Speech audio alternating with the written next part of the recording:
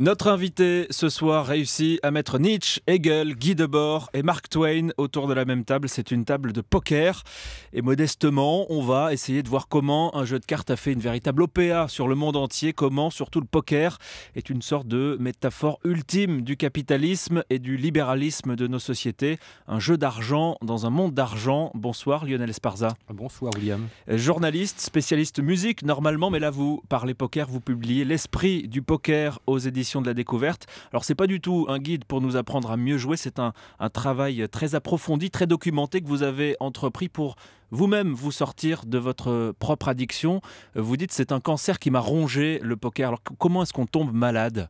On tombe malade parce que c'est un jeu qui est très prenant, très addictif, qui crée une sorte d'habitude, on va dire, qui fait que lorsque vous êtes approché d'une table et si vous avez été pris par le virus du jeu, vous pouvez y rester très longtemps et y perdre commencer beaucoup de choses. C'est pas le seul jeu qui coûte de l'argent, c'est pas le seul jeu qui bouffe la vie, mais celui-là le fait avec beaucoup de talent. Et c'est un jeu, ce qu'on découvre en vous lisant, pendant lequel on apprend beaucoup sur soi, j'ai l'impression, dans sa façon de réagir, de gérer les choses ou de ne pas savoir les gérer. On apprend sur soi en fait au contact des autres, parce qu'en fait c'est un jeu d'interaction entre soi et les autres, et c'est dans cette interaction finalement qu'on se construit. Il y a quelque chose comme une sorte de miroir qui se fait dans les joueurs qu'on a en face de soi, et c'est vrai que le jeu par l'intermédiaire de l'argent révèle beaucoup de choses de ce que nous sommes, révèle beaucoup de choses sur les personnes qu'on a en face de soi, et des éléments de notre personnalité parfois qui sont tout à fait surprenants, qu'on n'attendait pas avant de s'approcher de la table.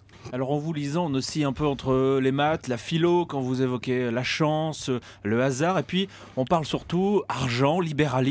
On a l'impression que tout est là dans le poker, que c'est 100 fois, que c'est 1000 fois le Monopoly, ou que le Monopoly c'est un peu du pipi de chat à côté du poker. Alors c'est presque mieux que le Monopoly. Le Monopoly en fait c'est un jeu qui est vraiment centré sur l'idée du capitalisme. On a des propriétés, il y a de la circulation de l'argent, mais il y a aussi des formes de salaire, il y a un certain nombre d'institutions sociales qui sont présentes implicitement dans le poker à travers la caisse de communauté, les impôts, ce genre de choses.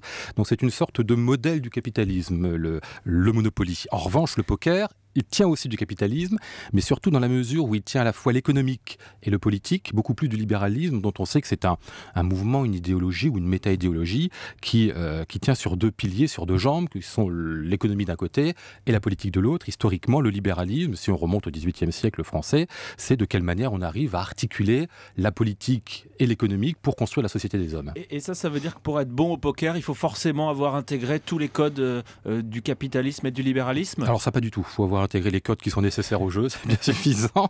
Lorsque vous réfléchissez longtemps à ce type de jeu avec les conclusions que j'ai pu en tirer, ça vous permet pas de jouer mieux, ça vous permet juste d'user beaucoup de temps à cette réflexion-là et de pas passer ce temps-là à la table, disons. C'est pas parce que vous pensez dans ces termes-là, en tout cas, que vous pouvez gagner, que vous êtes un bon joueur. Oui, en tout cas, on voit que vous dites c'est la guerre de tous contre tous, là, c'est du Hobbes, on va pas citer le latin, mais...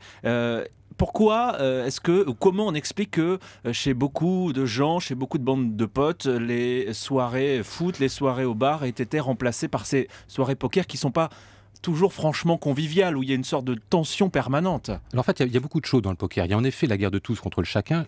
J'ai d'ailleurs cherché très souvent à souligner cet aspect-là dans le jeu, mais il faut reconnaître aussi que c'est un jeu de très grande sociabilité. On peut très bien y jouer avec des amis, jouer des caves, c'est-à-dire une mise de base en gros à quelques euros, ne pas évidemment y laisser sa chemise, et passer de très bonnes soirées en jouant, très bonnes soirées qui permettent finalement, en effet, comme vous le disiez tout à l'heure, comme vous le releviez, de connaître mieux les personnes qu'on a en face de soi, passer du temps très agréablement. Donc je crois que c'est une des explications du jeu, c'est que c'est un jeu qui permet tout simplement de s'amuser à plusieurs. Parce qu'on n'imagine pas chez Pagnol voir Panis et Scartefig en train de jouer au poker, on les voit plutôt jouer à la manie ou à la belote. Oui, ça paraît beaucoup plus convivial, beaucoup plus propice à une activité un peu plus amicale. Mais ça dépend comment on y joue. Vous savez qu'il y a toute une tradition aux États-Unis de poker espace de sociabilité où les gens se retrouvent entre amis, et parfois les cercles d'amitié sont assez élargis autour de la table de poker. Pour vous citer un exemple très parlant et qu'on voit assez proche de nous, la fameuse série Desperate Housewives, les femmes désespérées,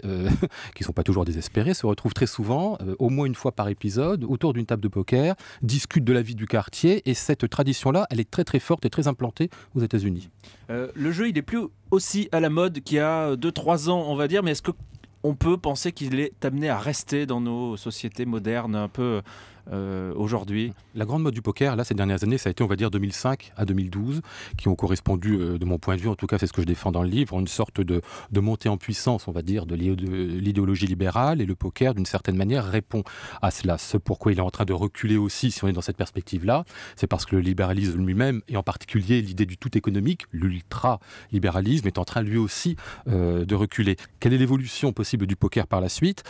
Ça, l'avenir seul le dira. Je crois qu'il est en réalité indexé sur l'évolution du capitalisme et du libéralisme. Si les deux vont bien, si les deux vont de pair, et si la société continue à évoluer vers les lendemains chantants de l'argent, alors le poker a de beaux jours devant lui. Si tout cela connaît un certain reflux, et bien le poker refluera lui aussi. On a déjà vu beaucoup de sites spécialisés en ligne en train de fermer. C'est plus la grande époque qu'on a connue il y a 2-3 ans avec toutes ces publicités qui fleurissaient un peu partout. C'est-à-dire qu'il y a eu un effet de bulle. Il y a eu tellement de succès autour du poker que beaucoup de sites en effet ont ouvert. L'ARGEL, l'association de régulation des jeux en France, en a autorisé, je crois, 19. Mais il n'y avait évidemment pas un public. Il n'y a toujours pas un public pour la totalité de ces sites. Donc ce qui se passe, c'est qu'il y a en effet un recul, continue à jouer beaucoup sur Internet et globalement continue à beaucoup plus jouer au poker qu'on y jouait, mettons, il y a seulement 15 ans. En revanche, il est vrai disons que c'est en train de se stabiliser à tous les niveaux. On va aussi aborder le côté art de la guerre du poker, ce jeu de dupe. Parfois, j'avance mes pions, j'ai du bon jeu ou j'ai un jeu pourri, mais je le montre pas, j'attaque, je défends. Est-ce que vous, on va un peu tisser sur l'actualité, mais vous seriez quasiment capable de nous dire comment Obama ou Poutine seraient comme joueurs de poker, ou à quel type de joueur ils ressembleraient? Alors là, il ne faut pas avoir ce qu'on appelle la maladie de l'analogie, qui consiste à imaginer qu'à partir du moment où le jeu arrive à représenter un certain nombre de phénomènes qui lui sont étrangers, il peut les représenter totalement et jusqu'au bout. Obama est un joueur de poker. Il s'est revendiqué à sa première élection comme un joueur de poker, avec l'idée de rassembler vers lui quelques-uns des marqueurs de la présidence américaine, et le poker en fait partie. Beaucoup de présidents américains dans l'histoire de la politique américaine ont été des grands joueurs de poker, et ce pour des raisons historiques que je développe un petit peu dans le bouquin. Quant à l'opposition entre les Américains et les Russes, il y a un épisode très, très significatif de ce point de vue-là, qui est celui des missiles de Cuba au tout début des années 60, où l'on considère qu'en fait il y a eu l'opposition de deux jeux qui s'est joué à Cuba, un jeu de position du côté des Russes qui consistait à poser en quelque sorte des missiles pour préparer une tactique, et un jeu d'action qui est le jeu de poker, le jeu américain. Les deux se sont en quelque sorte opposés à ce moment-là. Un dernier mot, Lionel Esparza, aujourd'hui vous êtes abstinent, joueur irrégulier, où vous en êtes où de vos problèmes, vos soucis d'addiction avec le poker? Non, maintenant je joue plus, je préférais arrêter complètement, ce qui est un petit peu un malheur, parce que c'est un jeu que je continue à bien aimer, mais dans la mesure où je ne sais que perdre, au bout d'un moment, il vaut mieux s'arrêter. Bon, merci Lionel Esparza, l'esprit du poker. Comment un jeu d'argent a conquis le monde?